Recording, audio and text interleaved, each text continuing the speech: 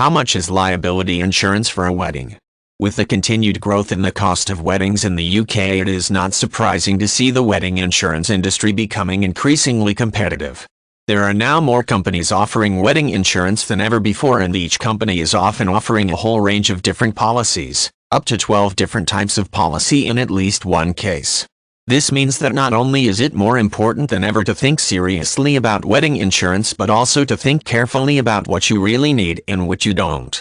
A typical wedding in the UK now costs anywhere between £16,000 and £25,000, which is a staggering amount of money and often represents the second biggest financial commitment that anyone takes on in a lifetime. What often surprises people more than anything else is the fact that what can initially feel like a fairly low-budget wedding can quickly become a very expensive one. For example, things such as the groom's wedding outfit can cost a great deal more than you might think, often £600 just for a tails jacket.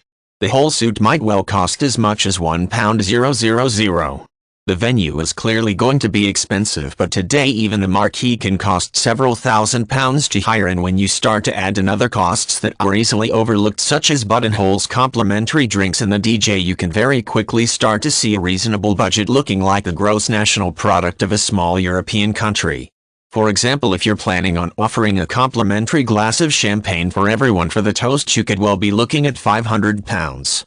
With photographers costing up to around £3,000, and then your car hire, wedding dress, bridesmaid dresses and rings, you can start to see just how it all adds up. This is why wedding insurance is now so important.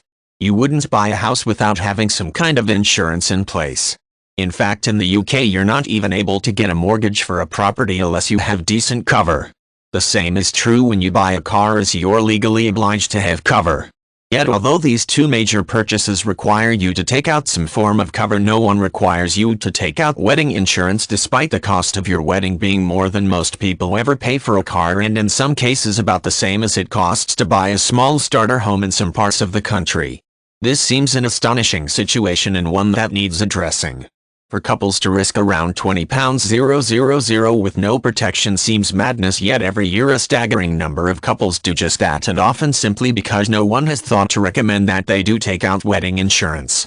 Wedding insurance policies start from as little as £20 and can offer protection up to around £50,000, which means that whatever your budget, there's bound to be a choice of policies and levels of cover to suit you.